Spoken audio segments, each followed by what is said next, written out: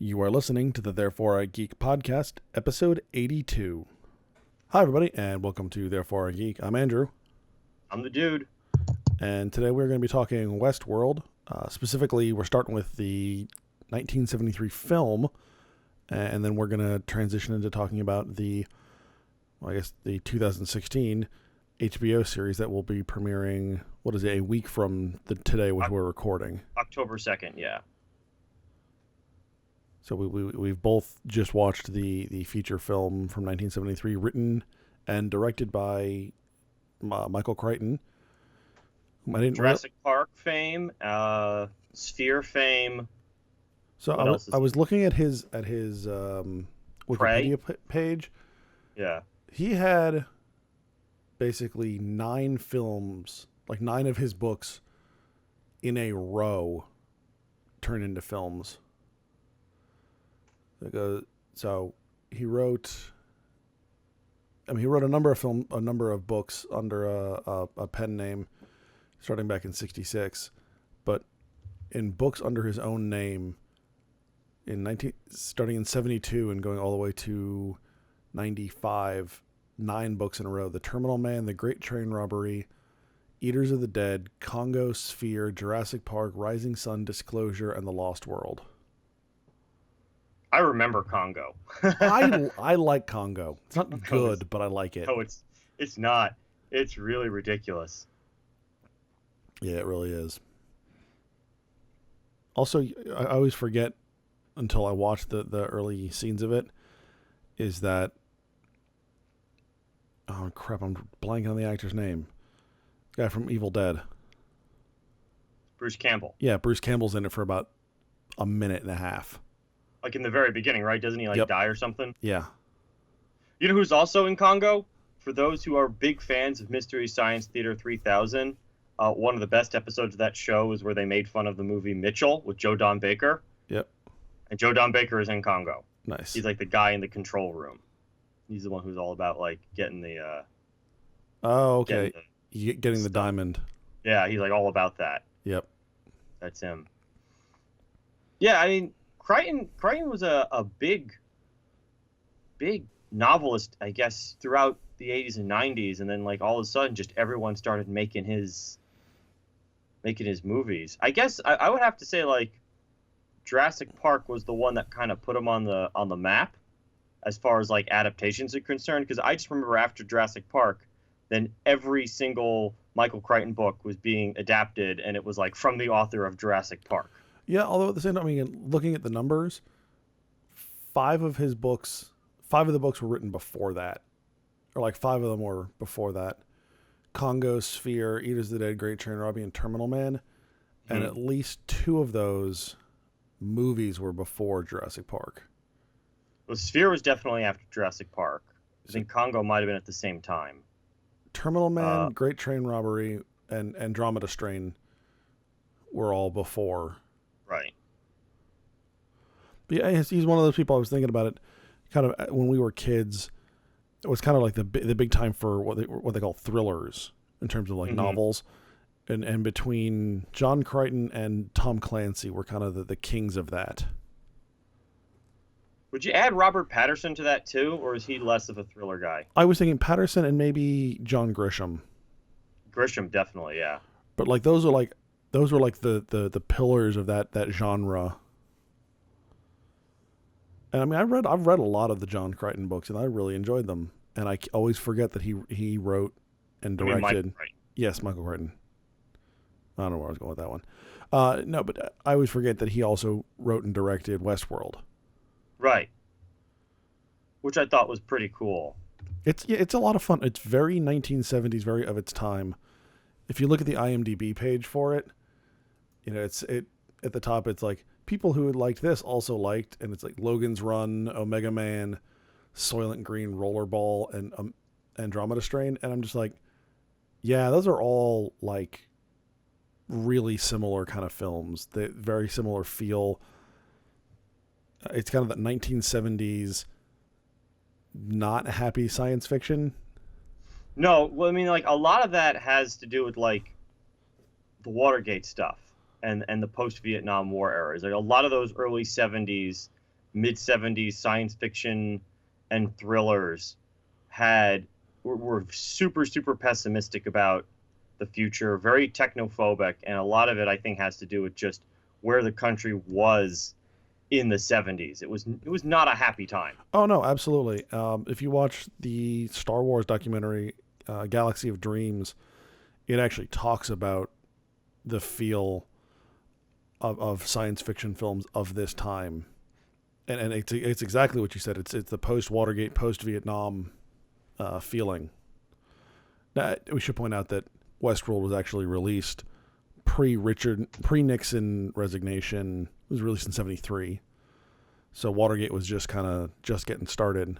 Well, yeah, I mean the Watergate scandal, if I remember correctly, started either right before the election or right after the 1972 election, and that was like a multi-year, process where it was just you had Woodward and Bernstein doing their thing, and then you had Cronkite doing his thing. That was an ongoing deal. Yeah, I'm looking for when Woodward and Bernstein published. Because I feel like it started like right after Nixon got elected in 72, because he resigns 2 years later, like in 74. I thought it was 75, but Well, you double check that. I always felt like it happened really quick. But, I mean, nevertheless, the point being that there was just widespread pessimism you're right. going around. He resigned August of 74. There, that's what I thought. So let's just go over the basic plot. Is you've got an amusement park that shows you three basic historical time periods. You've got Roman world, medieval world, and Western world. And patrons to this amusement park can pick one of the worlds they want to go to and stay almost like as if it's a resort hotel. And it's like, $1,000 a day. And it's set in some nondescript future. We don't know when this is. Right.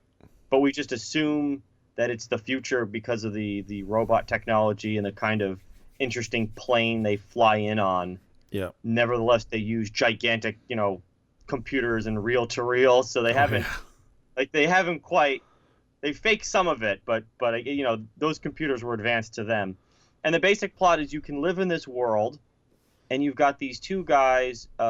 We assume at first I thought they were strangers who didn't like each other, and then later on it's found out that they're friends, played by James Brolin.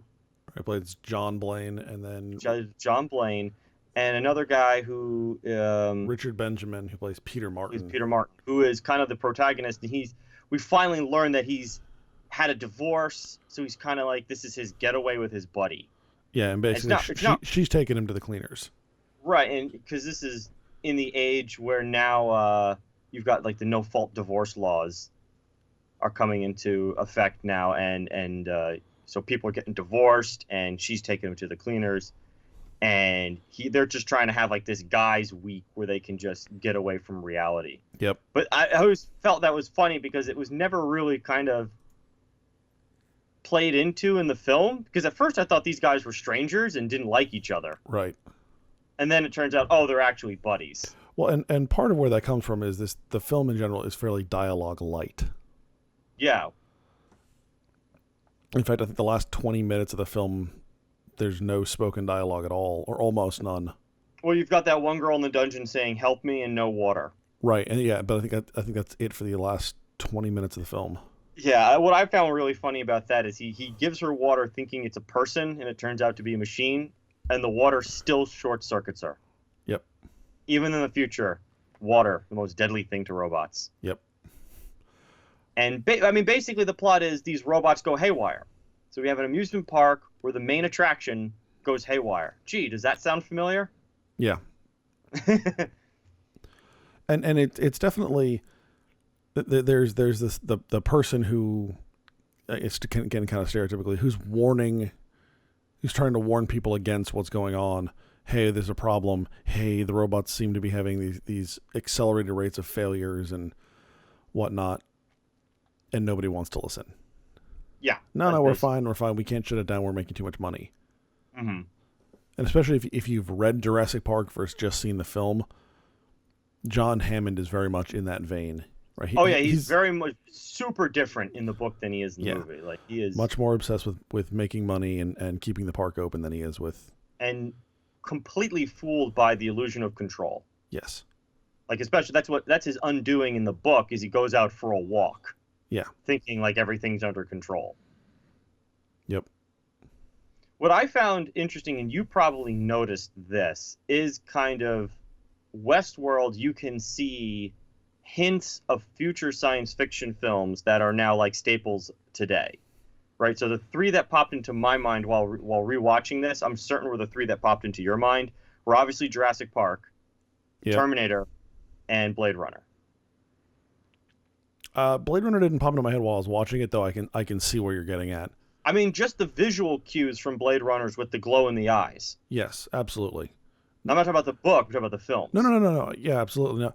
Like I said, it didn't occur to me, but as soon as you said that, I'm like, oh, okay, yep, I see where he's going. And the Terminator one, I also see that. It's funny because I was watching.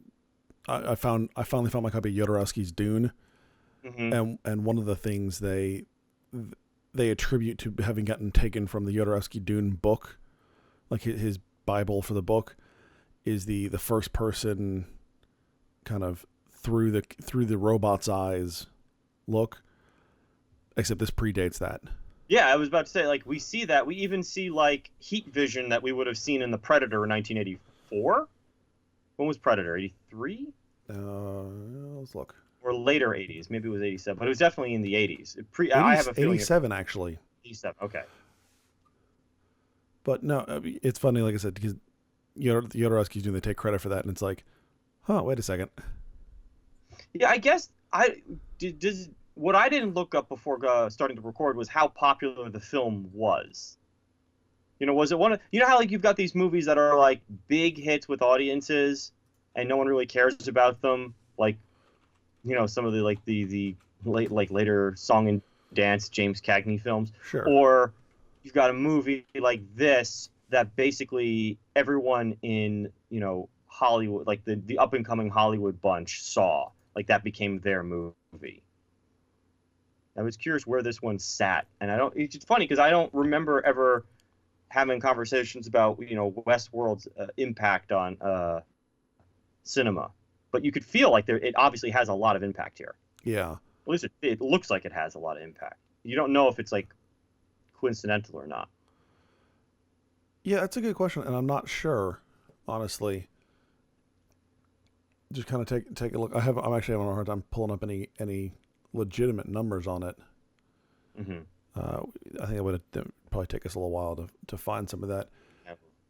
I mean, I have to think it's at least had some influence, just because it's a lot of the things we're seeing. And again, you know, Michael Crichton having written this, obviously you can tell there are themes in this book that he carries on into other works of his. Right. I mean, the basic themes you would have seen before, like we see them with like the George Romero films, especially his later films, like, you know, technology is going to fail us, science is going to fail us. We see that here with just these robots running amok. This isn't so much like an AI question or conundrum that we get faced with in like certain Japanese anime films. This is really just robots, their programming running amok. Yeah, he has like an evolutionary explanation for it, but it's not dwelled on. Yeah, he provides that kind of explanation, and also, right, like the robots in this are not autonomous; they're centrally controlled by these computers, and I think that's kind of a distinction, and actually something that looks like the new series is going away from is that they're actually, you know, self-autonomous. Right, they're going to make them more of an AI rather than literally robots. Yeah. Because basically, Yul Brynner's gunslinger robot or android, or whatever you want to call it, is following a program, right? It was designed to, like, confront guests and be killed. Right. But the problem is it's doing exactly what its programming told it to do, except, you know, now it's like the safety is off. Yeah. Yeah, so it kind of reminded me of Star Trek with the holodeck safeties. Right. In the beginning. And it was funny because I was thinking, like they keep saying that the guest can't get hurt. What happens if another guest shoots, like a guest shoots another guest, and then they, like 2 minutes after I had that thought, they addressed it. Right, I had the same feeling too. What I thought was really funny was towards the end where Yul Brynner is doing his T-1000 thing, where basically relentlessly pursuing Richard Benjamin through the maze of the underground facility, and he pulls out his gun to shoot him, and then he looks and it's like battery low. Yeah, that was hysterical. I was like, what? Battery-powered guns with bullets. But you're shooting bullets. Right. Do the bullets require batteries? Little tiny batteries. That would confuse me. I was like, okay, I'll give him that one. Yeah, I mean, I think that was just we need to bring this to a close. Yeah, that was good. Speaking of the gunslinger, you and I were talking about this before we came on. Yul Brynner had to have like the best fucking agent in Hollywood at the time, because he's only got like 10 lines of dialogue, and he got top billing. Right, and 10 lines of dialogue, but they're only like half of them are actually different. Right. And I mean, basically, they hired him for the face. I mean, he is the biggest star in the film, certainly at that time. Certainly one of them. This is towards the end of his career, though. It's towards the end of his career, but you have to keep in mind that he's already done movies like The King and I, and Magnificent Seven. Oh, certainly. The multiple Magnificent Seven films. Yes, many until he gets tired of them and Lee Van Cleef takes over. Yeah. But yeah, James Brolin wasn't quite the big star yet. At least I don't think he was. No, I don't think so. This is also fairly early on. Someone else who was in it, the lead scientist, the one who's really worried, is played by a guy named Alan Oppenheimer, who turns out to be a prolific voice actor. Oh, really? He did the voice of in He-Man, did the voice of Skeletor, did a bunch of Transformers, did some voices in Ghostbusters. Yeah, if you look, just scrolling down his IMDb page, it's a ton of like Saturday morning cartoons from the 80s. Right. That I never would have like realized this had I not gotten bored and looked through his through his IMDb page. But yeah, it's a ton of stuff. What I also found interesting was the kind of the voyeuristic quality of the operators of the Westworld. So do you remember the movie Cabin in the Woods? I never actually saw it. So there's elements. The thing behind Cabin in the Woods is that every horror cliche is real, but it's just being run by a underground satanic or pagan organization, and that all the cliches that happen in horror movies are actually directed by people behind the scenes. Interesting. You'd like it because the dad from Step Brothers is in it, and the guy from West Wing is in it. Oh, Bradley Whitford's in it, yeah. Yeah, he's in it, and it's interesting because you basically have the same setup here. As you've got these operators in the background making sure that the robots are behaving the way they want them to. Right. And they're like you're basically watching the robot, like the guests fight the robots, and then the guests like fuck the sex bots. And then like that one part towards the end of the film was where the guy tries to seduce the wench in Medieval World, and they're like, hey, this wench didn't respond to the seduction. What's wrong? Yeah. Well, then there's time like you hear the operators just kind of side conversations, like one of them's ordering breakfast. I like that part. You see that in Cabin in the Woods too. Yeah. Yeah, you definitely see that. Nice. Kind of like the nonchalantness of what they're doing. Yeah. Yeah, I mean, overall, it's a really good, it's not like an amazing film, but it's a good film, and it's certainly a very representative of its time. I think it's a solid sci-fi classic. I really do. Like, I think this one, if you talk about science fiction films, at least of the 70s, this one deserves mention. Oh, certainly. And the other thing I thought was interesting, that we talked about the ending, it being in about 20 minutes of silence. Mm-hmm. That's fairly indicative of films of that time. Even into the late 70s, you think Alien, for example, the last 20 minutes or so of that film, there's a little bit more dialogue, and you get a little bit more of because the computer's doing the countdown. But I mean, most of that film is almost in silence. The end of that film is in silence. Yeah, back in that time, this stuff kind of picked up in the late 60s and kind of played through up until the 80s. Was you'd have these just big shots, these big portrait shots where it was just super focused on the visuals, so the audience can like take in what they're seeing, and it was a lot of it focused on the editing and the cross-cutting. Think about like the breathing that Richard Benjamin does in The Gorge to Yeah. try and like all that kind of visual auditory stuff you really don't see these days, because now we're kind of in the age of like Michael Bay and J.J. Abrams, where so it's all these crosscuts and loud explosions and Yeah. quick back and forth, super close-ups, all that kind of stuff. You don't see that today. No, and it's unfortunate. At least in American cinema. Yeah, although I haven't really been up on the westerns, on the foreign stuff to tell you if No, I do remember when we were more into it in college that was a complaint about American cinema that we didn't have with the foreign cinema, with Asian cinema specifically. Well, specifically Asian cinema, yeah, definitely. Yeah, they really enjoy the long shot much better than the Americans do. Yeah, and it's just something about our attention span has changed, that kind of stuff, people don't want to sit through that. Yeah. So I mean, think of like the beginning of Once Upon a Time in the West, where it's how long does it go before first word is spoken? 15 minutes, 11 minutes? I mean, Once Upon a Time in the West is a 15-page script for a 3-hour movie, right? Written by 7 people. Yep. I mean, it's just. I mean, big timers too. Oh. Not lightweights. No, not at all.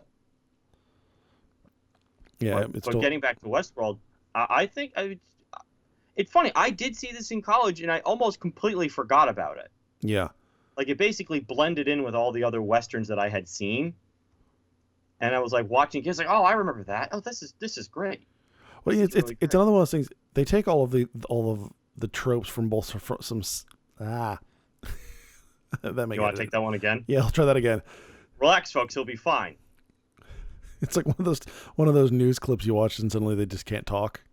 And they start cursing nowhere. God damn it, son of a bitch! And I was thinking where like they almost have like aphasia, where they just start talking gibberish. Like you're like, oh shit, they think they just had a stroke. I like the one with like the weather guy who just starts cursing up a storm. Nice. No, I was gonna say, not only do you get the science fiction tropes, you also get the Western tropes. It's very much not just a science fiction film, but it is also very much a Western. Oh yeah, and they blend it like seamlessly, perfectly. Almost, yeah. Because I guess the idea is it's self-aware, like similar to Cabin in the Woods, or at least it's self-aware of the Western tropes, because you could see the guys designed it to be that. You talk smack in the bar, you gotta shoot someone. You got the brothel down the street. The over-the-top bar fight. Over-the-top bar fight. I mean, the best part is like, all right, let's cue the bar fight. Like, they had it ready. Yeah. Well, and at the point where all of the guests are just cracking the fuck up throughout the whole thing. Right. There's just no threat to it. Yeah. I would have loved to have seen what Roman World would. All right, let's cue the orgy. We're ready to do our Caligula phase. I was going to ask, like, which of the 3 worlds would you want to visit? Oh, Roman World, without even like a doubt. Yeah, I knew you were going to say that. Roman World, like, without a doubt. Look, I'm not disagreeing with you. Not at all. Medieval world and Western world, people are just dirty, right? Roman world, at least they take baths. This is true. I mean, it's supposed to be the height of Pompeii. Right. So I've watched a bunch of documentaries about Pompeii. I'm all about revisiting Pompeii. I'm all about that. Yep. No, I would agree with you. It's pretty crazy. Yeah, if I can relive the Roman era without having to die. Fight the wars. Fight the wars. Die of the plague. Dying volcanic explosions. Yeah, all that good stuff. Yeah, if you the Romans without the bad stuff. Like, I just saw because there was a lot of bad shit. Yeah, there's a lot of bad stuff. I don't want to do that. That sucks. Crucifixions. Lots of battles, war, rebellions, revolts. Looting, pillaging, raping. Messiah's popping up like weeds. I don't want to do that. Yeah, no. I'll just stick to the baths. I'll stick to the baths. It'll be really clean. I want my Roman world to look more like History of the World Part 2. Part one. Part one. Yeah. I want that one. It's good to be the king. Yeah. I learned something interesting about that. Did you know that I have to look this up because I heard someone say this, I forgot where, that the Palace of Versailles didn't actually have bathrooms. Like people would piss in the staircases, in the stairwells and stuff. Under certain French kings, I could see that. Yeah, I forgot where I heard that, but then it was that scene in History of the World Part 1 where he's like, "Bucket for monsieur," and he like pees in the bucket. Apparently that wasn't far off. I can believe that. Apparently that was not far off. I thought that was really, when I heard that I went, oh man, if that's true, that's true, I want it to be true so much. So get back to the topic though. What were your thoughts when you heard that they were making a Westworld series? I was all on board, but I did a little bit of research on it, so I'm a little trepidatious because I think this would be a fantastic miniseries. And reading quotes from the showrunners, they want to make this like a 5-6 year thing. Right. Yeah. So there have definitely been comparisons to Game of Thrones on this. Sure. Because now, in 1973, we were still kind of tame in some of the movies we were trying to make. Right. Like now, it's like we've got fuckbots right now, so that's got to be explored. Oh, and it will be. Yeah, I'm certain of it. I mean, my first reaction was like, really, Westworld? Like, it had been a while since I'd seen the film, and then now having rewatched the film and looking into it more, I mean, I'm on board. I'm like you. I'm kind of curious as to how they're going to do an extended series with the show. Yeah, I think they're going to have 10 episodes. I can absolutely see how they're going to do in 10 episodes. How they're going to try and give this longevity, I'm really curious. I mean, we have to talk about the cast to this new film. Like, so the 1973 film was basically a cast of like unknowns, with the exception of maybe Brenner. And even today, looking back on it, you've got Yul Brynner, James Brolin, and then a bunch of like well-known character actors that we recognize, like Dick Van Patten and Gene Roddenberry's wife. What's her name again? Barrett. Marjorie Barrett. Yep. But this cast, it's Anthony Hopkins, Ed Harris, Evan Rachel Wood, Jeffrey Wright, Tessa Thomas. Like James Marsden. These people are big. No, yeah, this will be a really interesting cast. I mean, I think Anthony Hopkins and Ed Harris. Ed Harris might stick around. Anthony Hopkins, I think we're going to see him die in the first season. Kind of like Game of Thrones style with Sean Bean. When you get an actor of that caliber, they're only into it for a short period. Well, yeah, an actor of that caliber, but also an actor of like, all right, I've kind of done my thing. I'm done. Yeah. Well, I mean, like Ed Harris may stick around because I can't think of anything recently worthwhile that Ed Harris has done. I'm looking at his IMDb page. Well, like the only two things I can think of were History of Violence and Appalachia.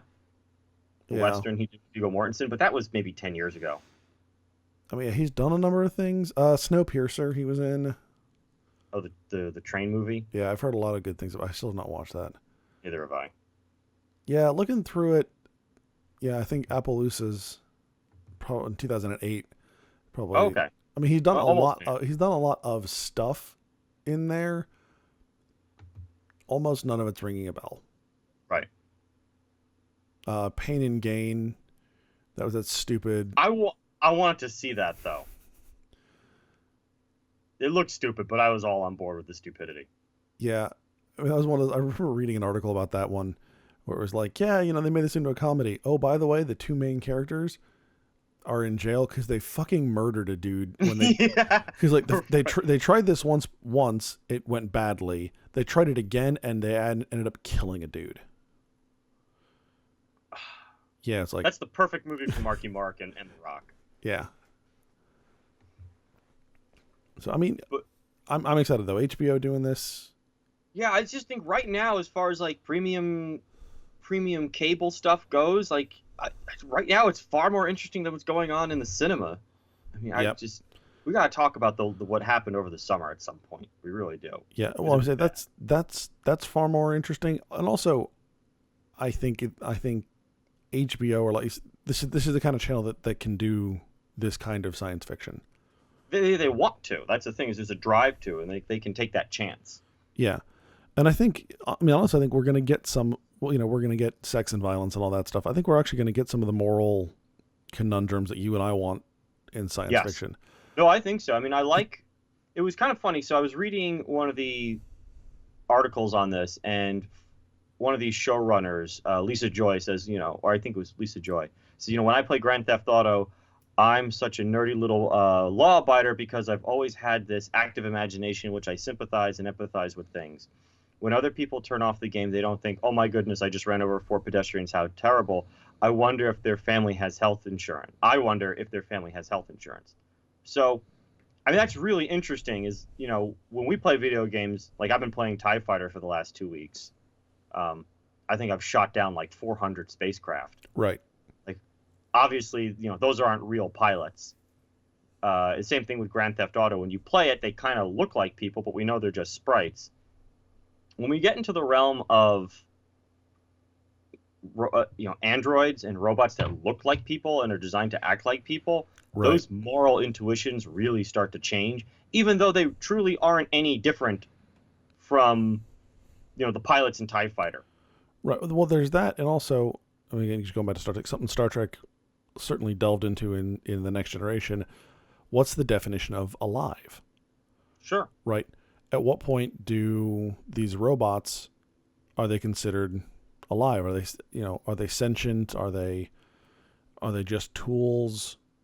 At what point are they alive? At what point are they not? And I think that's, depending on how they play that, it's going to be a very interesting dynamic to the show. Oh, I agree. And I think, this is something Japanese anime has been dealing with like forever, like with, they did Metropolis recently, or about 10 years ago, and then Ghost in the Shell 20 years before that. But throughout much of, like, especially Japanese anime, it's like that question of robot sentience, android sentience, all that kind of stuff. Yeah. That's always been a really big question. Yeah. I'm trying to find, the girl sent me a short movie. Oh, here it is. The iMom. About it's a short movie that's kind of germane to this discussion about maids that are anthropomorphic android maids that help child rearing, and kind of has the same process that Westworld goes through. It's like they're really, really great until something just a little bit goes wrong. Right. And I would recommend it. I saw it on Vimeo, and I'll post it in the show notes. But the iMom is what it's called. It's about 10, 15 minutes, worth watching. Interesting. All right. We'll make sure that makes its way into the show notes. And then I'm also kind of thinking the Westworld, the movie didn't do this, but maybe Westworld, the show will kind of go the movie, the AI, that route, the AI route, where you've got a character who kind of wants to be treated as human, believes it's human. Yeah, I suspect that Rachel Evan Wood's character will be that part, just based on some of the trailers and stuff and the conversations they allude to her having with Anthony Hopkins. Yeah, and also like Ed Harris looks like he's going to be similar to that character from Blade Runner. What was his name? The main baddie from Blade Runner. I can't remember his name now. Crud. Oh, I'm drawing a blank. The one who didn't want to die. You know who I'm talking about. I know exactly who you're talking about. Can't remember his name. But I felt that similarity. Probably because Blade Runner was on my mind. It's Rutger Hauer's character. Yes, but I can't remember the name of the character. Roy. Thank you. God, that was going to bother me. I can imagine like some of the listeners going, "It's Roy. It's Roy. Just say Roy. It's Roy. Guys, it's Roy. Just edit why didn't you edit this part out? It's Roy." Roy. Yes. Rutger Hauer plays Roy. Exactly. He plays Roy. You idiots. That happens. But yeah, for those of us who haven't seen this, and again, I hadn't seen it in years. I kind of took it for granted. I would suggest we can find it on Amazon. Yep. Buy it for $6. It's absolutely worth it. It is really I mean, especially if you're a fan of science fiction. This is like the quality science fiction that I don't feel like we see much enough anymore. No, we're really kind of missing this. Yeah, but it's definitely worth it. it makes me feel good that we're gonna at least get it on HBO. That's where it's all going. It's obviously not in the cinema anymore. Yeah. And then again, I haven't seen Nerve. I do want to see that. I thought that actually looked like it had an interesting premise to it, but it might have been a shitty execution for all I know. Yeah, we've had a few of those where you're like, oh, this looks really cool, and you're like, yeah, you Yeah. guys didn't stick the landing there. No, like the one with Ryan Gosling, or was it Ryan Reynolds, where he switches bodies with Ben Kingsley last year. Oh, I don't think I See? saw that one. No one saw it. It's okay. It's fine. It did make an impact. I mean, one that was. I mean, this was years ago, back when we were in college, probably 10 years ago. Now was Sunshine. Yeah, I was that like, was another one that people had a problem with that. yeah, landing. I was just like, oh, this is really good. This is really good. This is really good. And then the last 10 minutes, it turned into a slasher film, and I was like, you fucks. What's going on here? I actually walked out of the movie and just paced angrily up and down the lobby of the theater, and then went back in. Yeah, I mean, at least you didn't walk all the way out. Well, I was poor and I was in college, and it took me 45 minutes to get to the movie theater. I was like, God damn it, I'm not wasting the time and effort and money that I put into getting here to Yeah, I not haven't finished see this the goddamn end. film. I don't care. Right. See, out of college, I had no problem walking out of Avatar. I was like, nope, I'm done. I don't need to see this. I am finished. And then you went home and played Dawn of War for about 5 hours. Dawn of War 2, 5 hours. I mean, that was 5 hours. Then I went to bed and woke up and did the whole thing over again. I think that was actually still the original Dawn of War. That was Dawn of War 2. Was it? Okay. Definitely Dawn of War 2. Yeah, I don't think it was Chaos Rising, but yeah, I definitely played that one to the hill. I'm so pumped about Dawn of War 3. I'm so pumped. All right, so what have you been into this week? All right, so I saw a bunch of. I'm still trying to finish Road to Wigan Pier by George Orwell, and it's interesting because now that I've got maybe 3-4 chapters left, and it's interesting. The book is clearly in 3 parts now that I'm seeing, and now that I'm getting deeper into it. Is the first part is life in the working class, or life of the working class in Northern England. That's the first chunk of the book. It's just a dictate. He just tells you what their lives are like. This is the homes they live in. These are the jobs they have. This is what they do in the job. This is how much they pay in rent, how much they pay for food. It's very categorical. It's very meticulous. Statistical. Yeah, I mean, it's super, super into that. And then the second half, the next middle chunk, is him going through like the cultural difference between North and South, between the people of Yorkshire and the people of like London. That's And he goes through how they behave, how they act, how one sees the other, all that kind of stuff. And then the last third of the book, I'm not finished, but he kind of like, he telegraphs his punch, and he talks about, because, I think most people don't know that Orwell was a socialist. It was an avowed socialist.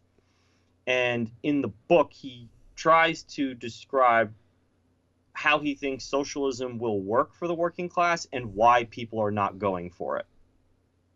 And it's interesting is he starts with, first, let's go through the problems of socialism. And I haven't gotten to, so he's going through all the big arguments against it. And what's really funny is most of his problems are with socialists themselves. He's like, the first problem with socialism, socialists. And he goes down the list of like who they are, what class they're from, how they behave, how they treat others. And he just basically goes through how douchey they are. Nice.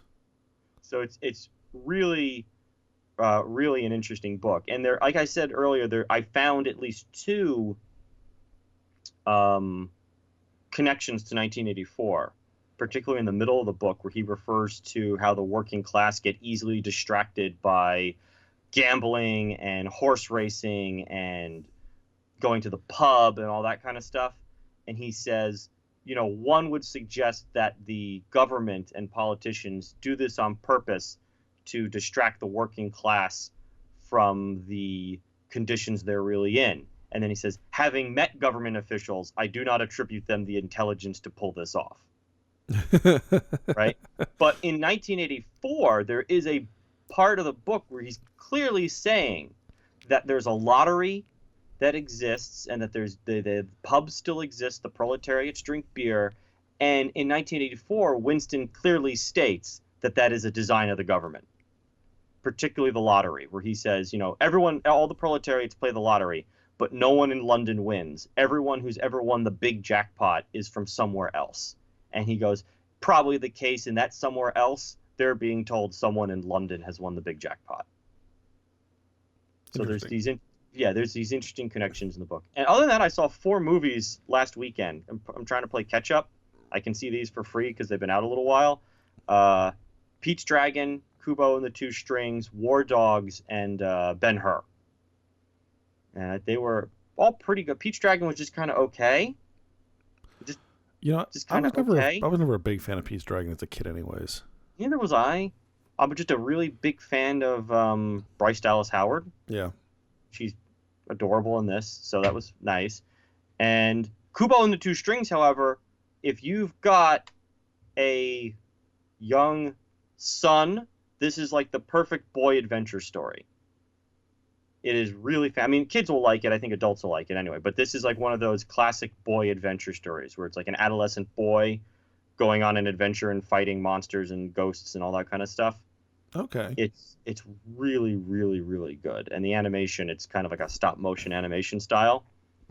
Yeah. Set in Japan. It's really good. Okay. I would highly recommend it. And then I saw War Dogs, which I enjoyed immensely. I like Miles Teller. I like Jonah Hill. I sense some hesitation in that I like it statement. Well, I like it because I have a feeling Tracy, if she were here, would be really mad if I said that. Because it is a really funny movie about these guys who kind of figure out how to work the system. And, of course, greed catches up with them. Sure. But in the movie, I found it really hard to feel bad for them. I mean, like, to be outraged. Because to me, they just were inventive. And what busts them is that they don't pay enough hush money to the right guy. That's what kind of screws them over, is that greed. So I enjoyed that. I liked it. And finally I saw Ben-Hur. And that was just okay. Yeah. Like, why did we need to remake this? There's a bunch of nobodies except for Morgan Freeman. The chariot racing scene was kind of cool. Critics really piled on to the movie. Like, I read some of the IMDb snippets on it. Yeah. And it just, the negative response people had to that film felt like just really vapid platitudes that they just wanted to dump on the film, and then all these other critics started piling on. Did it feel like they were making negative comments purely because it's a remake of Ben-Hur? Partially, yes, but I think they also were making negative comments purely because other critics were making negative comments, and then it just became who can be more negative about this film. Interesting. And it was like, oh, the editing is crap and the acting is crap and it's a manic, confused. Like, it had its problems, but it was like, it wasn't a mess. It was a fairly solid film that had problems. Had weird issues to it. And the chariot racing scene was kind of cool. It's kind of like the pod racing scene in episode 1. Okay. Where the pod racing scene was pretty cool. The rest of the movie, kind of lame. Although I will say the battle sequence with Ben-Hur as a galley slave, that was pretty cool too. Yeah, at least from the trailers, that looked pretty badass. No, that was pretty badass. Like, you were watching it go, God, I feel like I'm in this damn thing. I would not want to be a galley slave. This is the part of Roman world I don't want to do. Right. So that was about it. Other than that, I've been pretty low key. Nice. Let's see. The other night, Becky had some painting and wine thing. So that's becoming popular. Yeah, it is. Hers was Doctor Who themed. Of course. Well, so it was the people have seen the Starry Night Doctor Who, the whole thing with Van Gogh. It was in that style. But anyway, so while she was gone, I was watching like a bunch of random television shows on Hulu. So I watched the first episode of the new season of Superstore, which is still pretty funny. I watched the first episode of Designated Survivor. How was that? So I liked the first. Well, no. So I liked the first episode.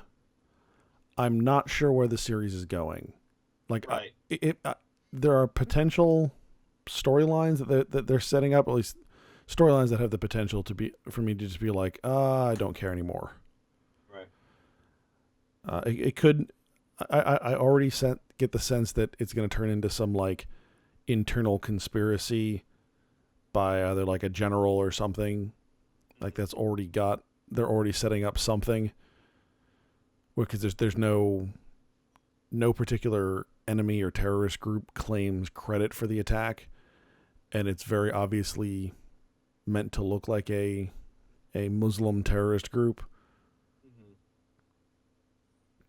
But there's, of course, there's the one FBI agent who is looking deeper into it because that's how this always goes. Yeah. So I mean, like certain parts are cliche. Kiefer Sutherland's acting is very, very good in it, though. Like I was kind of like standing by waiting for like 24. Yeah, like I was waiting for that Kiefer Sutherland to come out.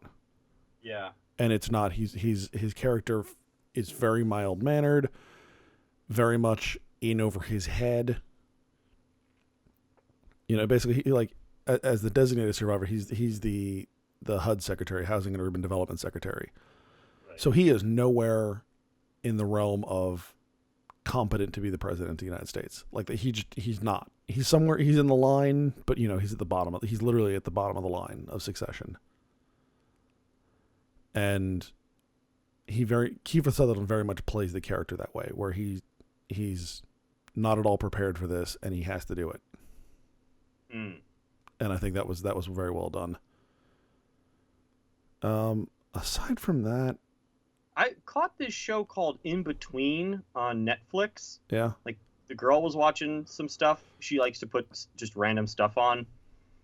And it's about a virus that gets released in a town, or some sort of illness that affects a town that kills everyone over the age of 22. And show's awful. Like the few episodes that I watch, it's just impossible to watch. Nice. It is truly unbearable. And then we watched some Netflix original, I can't remember the name, like APX, AQX, A something like that. And it's a time travel. I saw that. I didn't actually watch it. It's also fairly irritating. Yeah. And I didn't really stick watching that one. And what else?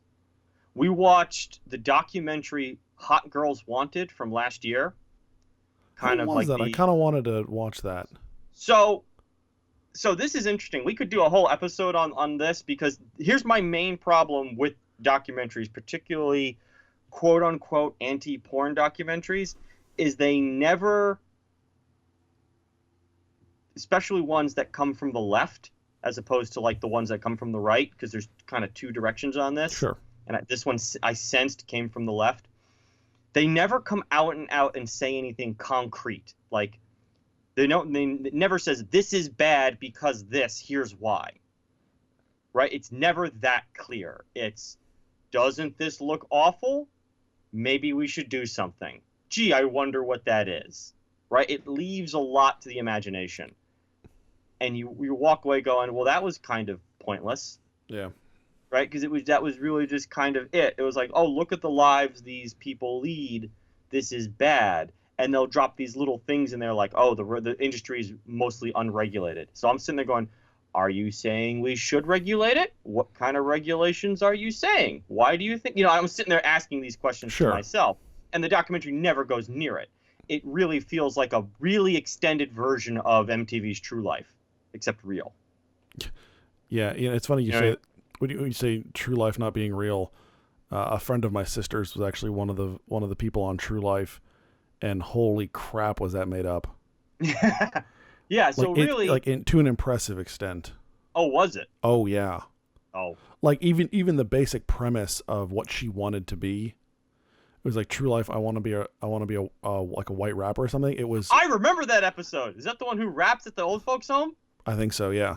Oh, yes. It's been a long time since it was a female. Yes, it was a blonde girl. I don't remember what color hair she had at the time.